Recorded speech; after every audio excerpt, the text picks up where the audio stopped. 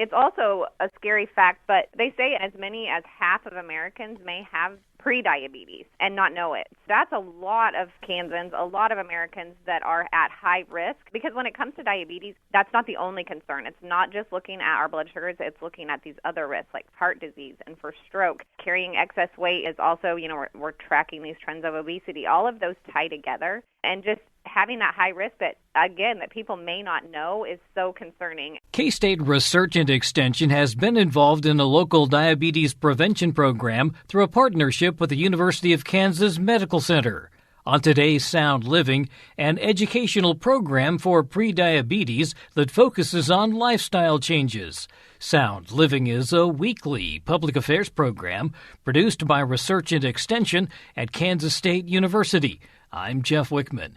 K-State Research and Extension Family and Community Wellness Agent for Lyon County, Emily Prouse, who is also a registered dietitian, says those involved in the pilot project for the Prevent T2 program became so involved that they asked to continue the sessions for another 6 months. Emily, first off, you were part of a pilot project that also involved another agent from the Central Kansas District? Yes, Leah Robinson was the other extension agent, and we were partnered with Anna Gorsica out of KU Medical Center out of Kansas City. So KU Med started looking at just the concern of diabetes prevalence in Kansas, of course, but it's a nationwide issue. We hear about it on commercials. We see it all the time. What do you need to do about managing your blood sugars, your diabetes, and then certainly how to prevent it. So one thing that KU Med was finding was that other states run the DPP, the Diabetes Prevention Program, which is a CDC-approved program, through their extension work in their states. And so they started looking at how can Kansas make that work.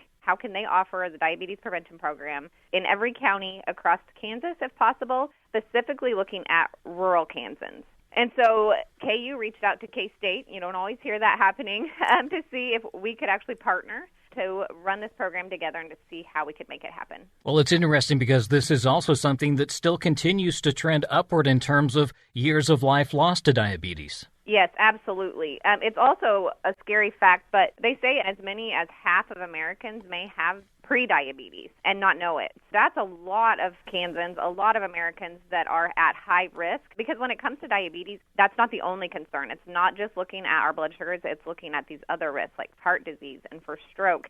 Carrying excess weight is also, we're tracking these trends of obesity. All of those tie together, and just having that high risk that people may not know is so concerning. And so, looking at some of the different statistics, there are websites anyone can get on and look at. There's one called County Health Rankings. You can look at your county and how you rank in all of these things, but specifically here looking at diabetes and the prevalence in your community. There's another website called Kansas Health Matters. That's another one you can look at and see how your county is trending.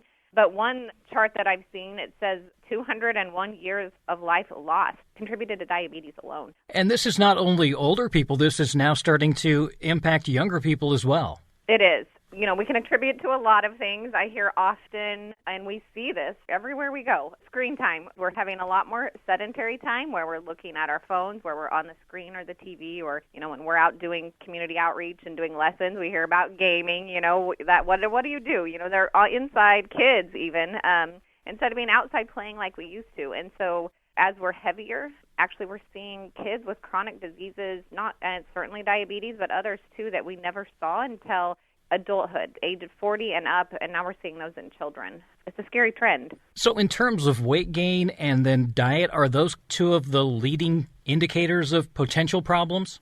Those could be the only two symptoms a person has, and maybe not even both of those. I mean, some people may be of normal weight, they may be fairly active and still have the genetics for that. So people could have the genetics for that and not have any other symptoms. That's why an annual physical is really important. Getting your labs checked, making sure that you're just on top of that and know maybe how you are trending. That kind of leads us to one thing that I'll mention, and is working with community partners, being involved in your community as an extension agent. That's a lot of what we do as community members. It's making those contacts and just having the open communication about what we're offering and how we can partner with our local physician offices or pharmacies to spread this education, spread the word of where you can learn how to manage these chronic health conditions. So is that how the Prevent T2 program comes into play then? Yeah, it really is. So two things, and when we're talking about the diet and the weight. Prevent T2 is the CDC program. We promote it as the Diabetes Prevention Program. That's how we launched it here in Lyon County. It focuses on just a moderate weight loss, 5 to 10% or 5 to 8%. So you're looking at, for some folks, it's 7 pounds. I mean, it's not a lot of weight, and just a slight decrease in weight, and then really focusing on what foods we're putting into our body can make a huge difference in preventing type 2 diabetes. One program we've recently been teaching here is we're focusing for 3 months on diabetes. This is separate from the diabetes prevention program, but with our community partners, talking about, we have up to 50% of Americans with type 2 diabetes, or pre-diabetes, half of those in 10 years will develop type 2, is what statistics show us. Half of them will not. And so taking steps now, small steps, like looking at food choices, really focusing on fruits and vegetables, high fiber foods, good nutrient-dense foods, and then just looking at a very moderate weight loss, 5%. So, figuring that with what you weigh, it may not be a lot. It's not as daunting as some people make it out to be. So how are you setting up the programs then? Is this things that you're doing in conjunction with local physicians and caregivers, or how's this working? What we do, we partner with local community groups. So our local mental health center, our senior living facilities, our schools. And then we set up a schedule. So for many, we go once a month and just have a lesson that focuses on some aspect of healthy living. It's not always diabetes, but often it's talking about just balanced, healthy eating, which really applies across the board for many chronic conditions. Are you finding that they're open to the educational aspect of this? Is that kind of maybe one of the missing pieces to the puzzle, was the fact that we knew diabetes was a problem, we knew it was bad, we knew it impacted our health, but maybe we didn't have that educational component to go along with it? I do believe that is true. I think it's huge. I'm a registered dietitian as well as the family and community wellness agent here. And one thing that I've had many people tell me, I've been diagnosed with prediabetes, or I've been diagnosed with type 2, and, my physician tells me eat better. They may give them a handout, but then they feel like they really don't know what that means.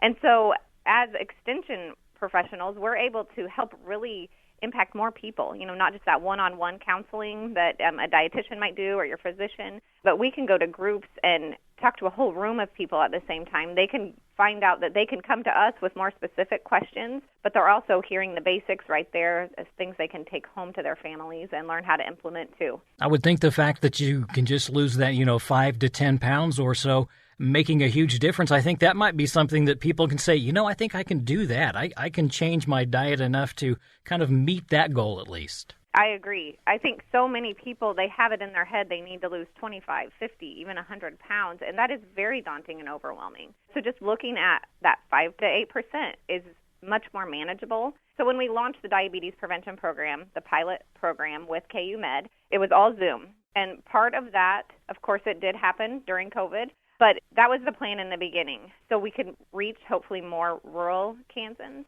And I had, in my group, we had 16 participants. We met weekly for 6 months, so it's a pretty intensive program. It is a time commitment, but they were so engaged. They helped develop that community, working together, bouncing ideas off one another. I was facilitating. I had ideas, but, the goal is to get your participants really engaged with one another. So they started with those goals. With first lesson, every time we talked about, let's set some goals. What are we looking at for weight? And I think I did have someone lose 80 to 100 pounds, but that's not the need even. But they just took off with it and ran. Everybody did hit at least the 5% weight loss. They focused on fruits and vegetables. And then it's the physical activity too, hitting 150 minutes of moderate activity a week. And then that moderate activity is when you're walking, that you can talk but you can't sing. So you want your heart rate up a little bit, but it's not that you're drenched in sweat and trying to crawl home afterwards. So just getting active. You mentioned the fact that this was an ongoing program, and really that's probably necessary. You kind of talked earlier about that, just a little bit of advice from your doctor, but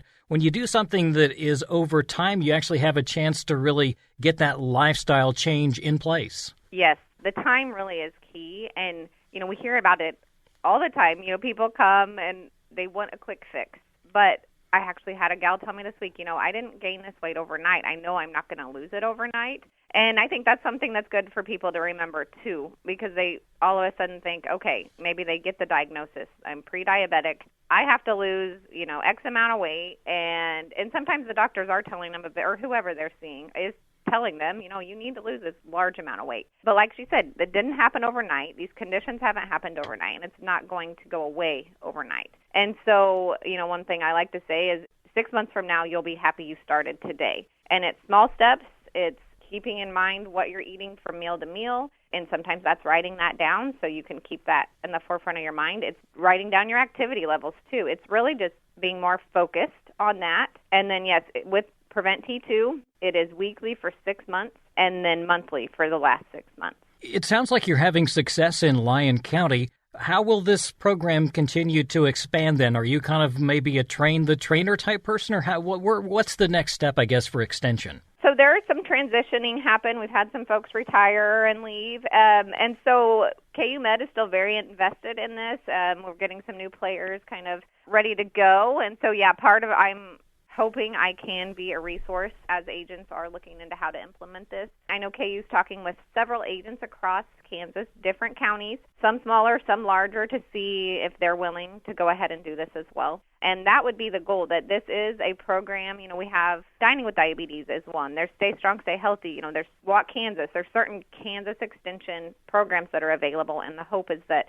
Prevent T2 or the Diabetes Prevention Program will be one of these. And really, it sounds like this is a program that really fits in amongst all those other health programs. Yeah, it's a good program. I will say that other agencies, people may say, well, I know that my, home health or a pharmacy or some other organization may be offering the diabetes prevention program. Often there's more of an expense with that than Extension is looking at, but we are looking at how to make it sustainable as well. The folks that joined my diabetes prevention program were actually part of a research study, and so there were some incentives. So I'm hoping that as KU Med and KU State Extension are partnering it again here in hopefully the coming year, that there may be some incentives to get people on board, just to get the word out there and to see the success, and hopefully we can get some really good participation. It is an issue that is really across the state. It's in urban areas, rural areas, so having this program offered in every county would be tremendous. Yes, it would be huge. And, if it's online as well, one thing I know I've talked about with some of the leadership team is, could I offer it, for instance, in Lyon County, or can we have certain key agents? They've done it, they know it, and could have a broader reach, not just our county, but maybe neighboring counties or across the state. Of course, internet can be an issue, so we may need Plan B too for some watch sites or some in-person ones, and I don't know what that'll look like because, like I said, right now we're looking at Zoom to hopefully extend the reach, but, there are some things to troubleshoot along the way. If somebody came to you and said, why should I get involved with this program, what would be maybe your top 2 or 3 reasons for doing that? I think whether or not we have prediabetes ourselves, someone we know does, and if they don't have prediabetes, I think everyone knows someone with diabetes. And so I will say that for Prevent T2, it is specifically for people with prediabetes, not type 2. But I think across the board, if you have any interest in learning how to eat healthier, to be healthier, and implement some of these things, it's a great program. And then just that camaraderie piece that comes along with it, I think a lot of folks have felt a little bit isolated, and this is a way to meet new people. It's a way to partner with other folks on the same journey of like mind, and then just to have those other people to brainstorm with and to help you be accountable really helps too. That support system is also important even for this. Absolutely. In fact, in the pilot study, we were going to simply do the first 6 months, weekly for 6 months. And I had half of my group that, as we were ready to wrap up, having these conversations that we're only meeting a couple more times, they were asking, can we continue this? I don't want to see this go. And so that was really encouraging. As the pilot study, the first time doing it, have half of the group continue and ask for an extension for the entire year, which we were able to do.